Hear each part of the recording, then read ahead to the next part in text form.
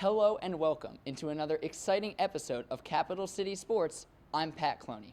We'll kick things off this week with Gamecock Football, who took on Mississippi State at home for homecoming this weekend. The Gamecocks were coming off that huge victory at Mizzou last weekend, and all the talk has been about Connor Shaw's brilliant performance.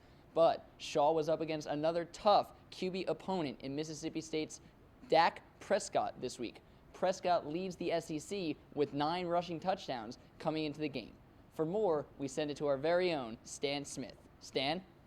It was homecoming here at Williams-Brice Stadium as the South Carolina Gamecocks took on the Mississippi State Bulldogs. The game did not have the same thrilling finish as it did last week against the Missouri Tigers, but the game was still action-packed and the Gamecocks played a well-rounded game. For more in-depth analysis, here's Nick Jones. Thanks, Stan. This was the first time the South Carolina Gamecocks have played at Williams-Brice Stadium since playing Kentucky. After a slow start by the Gamecocks offense and the Mississippi State Bulldogs scoring early, Moore would come up with a big interception here and give the Gamecocks momentum. South Carolina would start their next offensive possession by Connor Shaw handing the ball off to Mike Davis.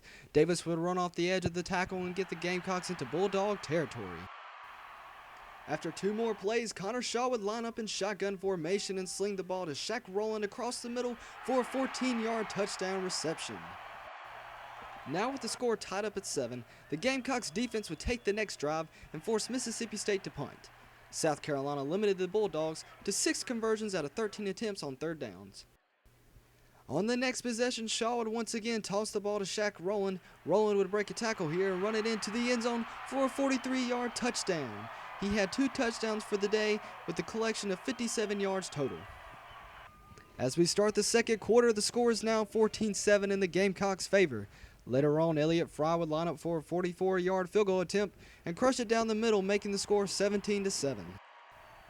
Right before the first half ended, Mississippi State kicker Evan Sobiesk would tack on 3 points with a 38-yard field goal. With South Carolina up at halftime 17-10, Cocky is excited and decides to break dance during Sandstorm. The second half would be no different for the Gamecocks defense as they continue to stop the Bulldogs from moving downfield. South Carolina would get their first points of the second half with a 6-yard touchdown pass thrown by Connor Shaw to Demir Bird. Mike Davis would rush the ball for 43 yards on this carry. Davis has now collected over 1,000 yards rushing for the season and is now the leader in the SEC for rushing. With this touchdown pass to Jarrell Adams, the Gamecocks would now lead the game 31-10. Connor Shaw would have 4 touchdowns total at the end of the day. Elliott Fry would score the last points for the Gamecocks with a 37-yard field goal. Mississippi State would score 1 touchdown in the fourth quarter. The South Carolina defense made a huge impact in the game as they collected 5 turnovers, 3 of which were interceptions and 2 that were fumble recoveries. The South Carolina Gamecocks would end up winning this game 34-16 and now extend their home game winning streak to 15 games. Now we head to the press conference to hear Coach Spurrier's thoughts on the game. Obviously, our offense sputtered. It was not a good day for our offense. I think we need to go back getting a little bit more physical in practice. It seemed like we were a little too soft, and we didn't do much. But fortunately, our defense was there and got some turnovers, and we were able to capitalize and score some touchdowns and only have to kick a couple of those field goals. But it was a really good play by Elliott Fry, make both of his, our punter. Tyler Hull, he caught him and got him out. I think we played with 0 turnovers, didn't we? Yeah, that's one thing our offense did well was take care of the ball, but we couldn't run it very well, and we couldn't throw it very well at times. We hit a few good ones, hit some touchdown passes, fortunately, but third downs we were pretty sorry, and overall we were very sorry. Mississippi State had a good plan, and they got the best of our offense probably today, but it is a team sport, and our special teams played well, and our defense played very well and got all those turnovers that sort of set us up. We gave President Pastides, by the way, game ball. He's been here for all 15 of those wins in a row at home, and he's one of the best presidents in the nation. And we're fortunate to have him here, so it was neat to have him in the locker room to give him a game ball. The Gamecocks will have an off week before welcoming the Florida Gators into Williams-Brice Stadium for the last SEC home game of the season. For Capital City Sports, this is Stan Smith. Next, we're going to send it out to Colonial Life Arena, where the USC men's basketball team began the second year of the Frank Martin era on Sunday. They hosted USC Aiken for an exhibition match.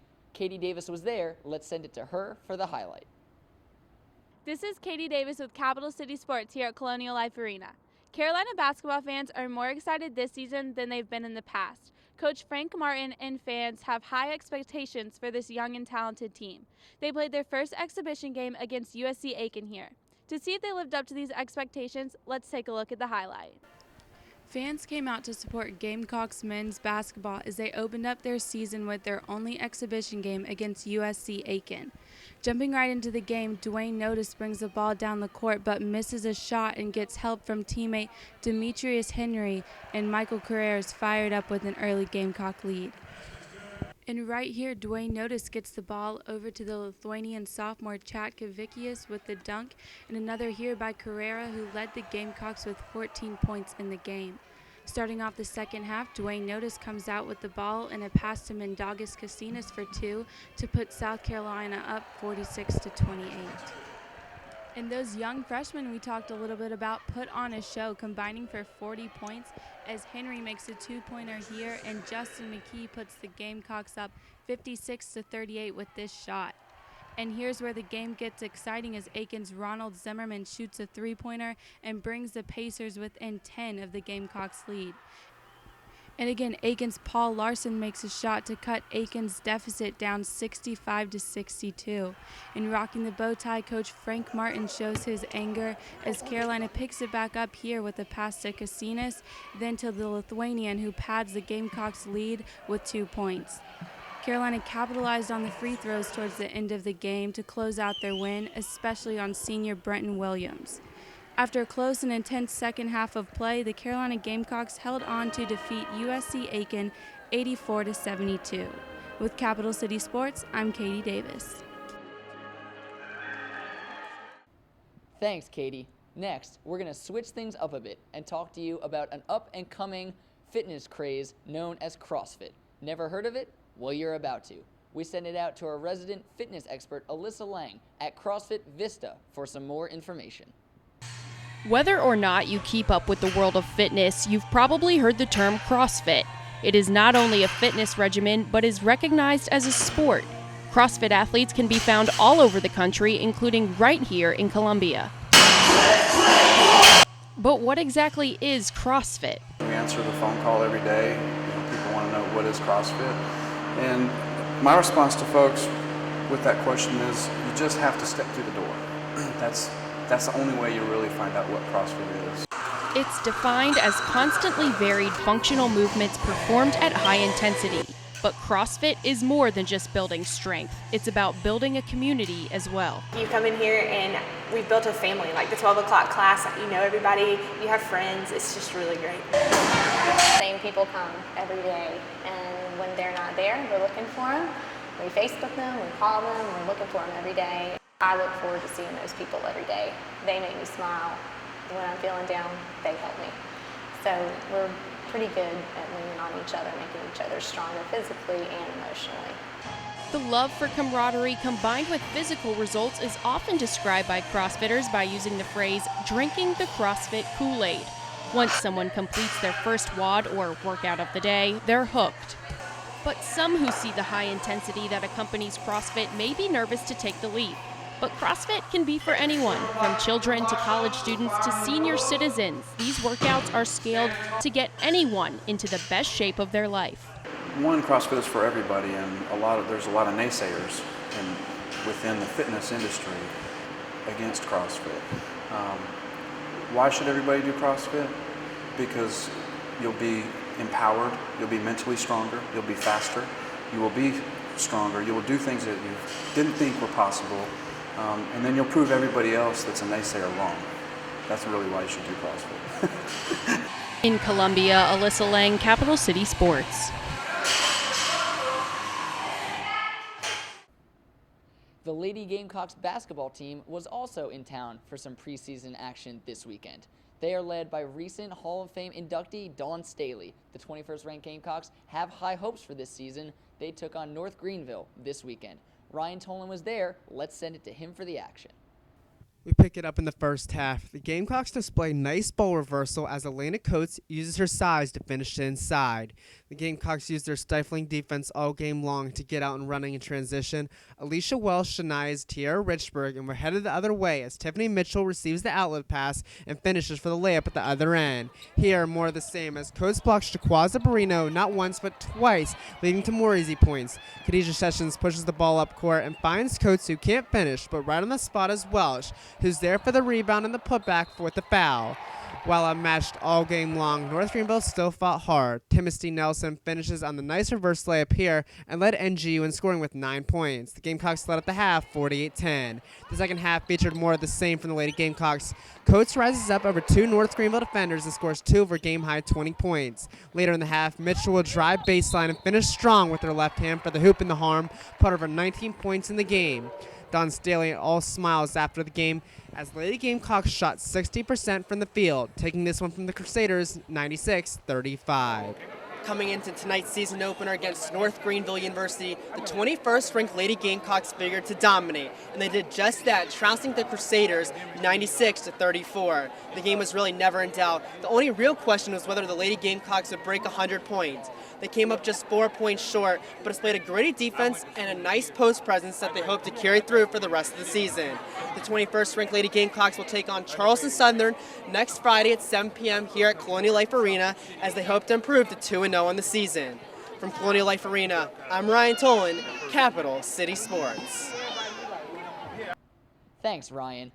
Stone Stadium, right here in Columbia, was the site of the final game of the season before the SEC tournament for the women's soccer team. The Lady Gamecocks hope to finish the season perfect at home. Brett Williams was there. For more, we send it to him. What better place to spend Halloween night than at the graveyard, Stone Stadium, where the South Carolina women's soccer team closed out October and the regular season against the Kentucky Wildcats.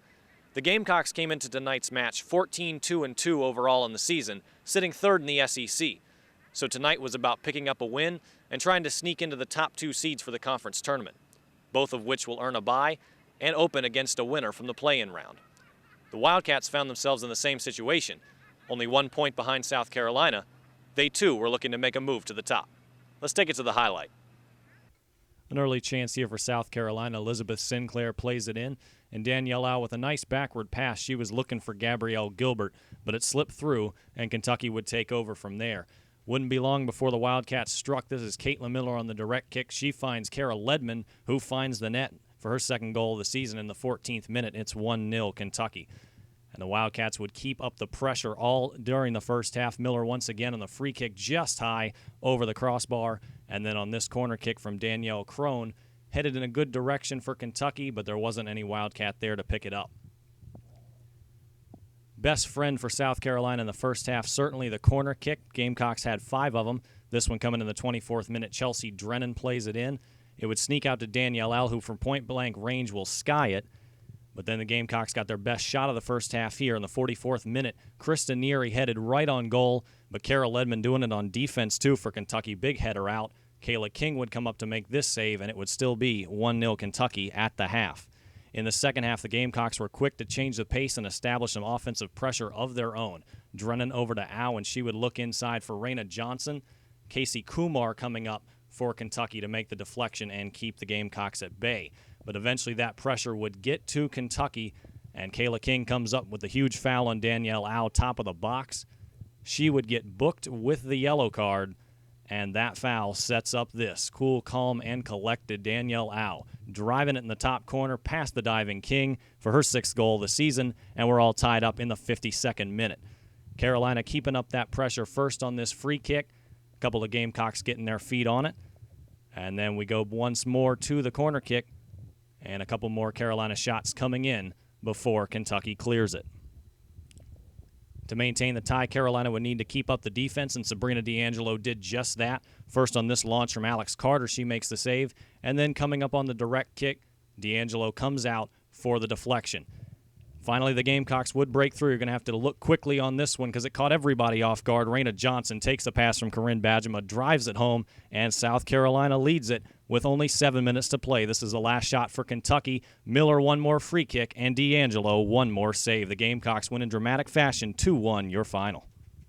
Finishing with an 8-2-1 SEC record, the Gamecocks are guaranteed at least the number 3 seed in the conference tournament.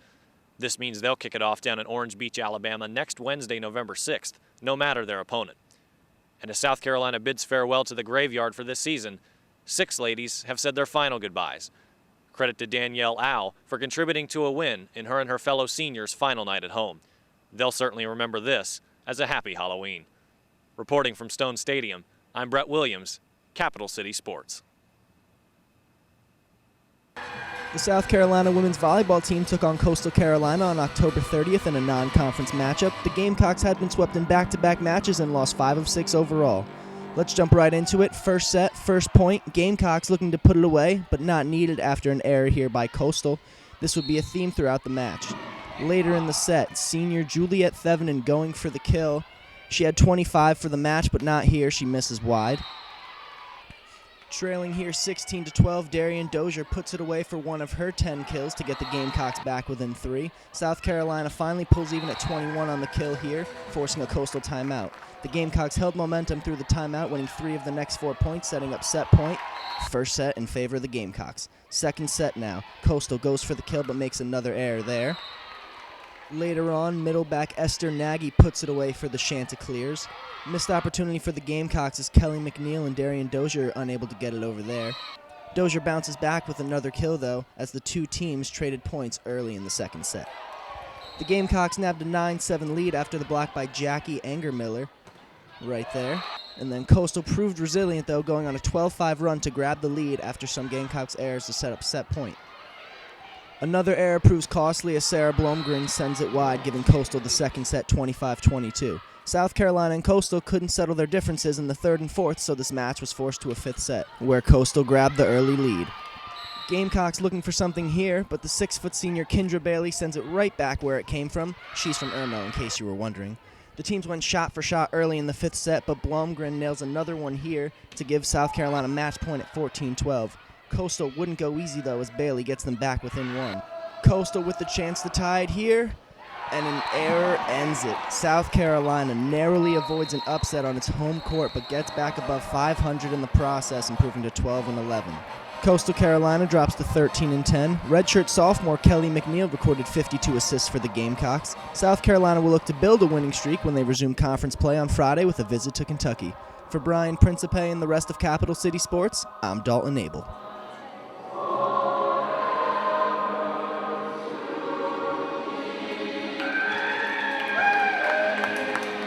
Well, that's going to do it for us this week. Thanks for watching. Remember, if you'd like to check out this episode again or just want to see any of our other highlights, you can go online to sgtv.sc.edu. Make sure to like us on Facebook and follow us on Twitter at CCSOnSGTV. For all of us here at Capital City Sports, I'm Pat Cloney. You stay cocky, Carolina.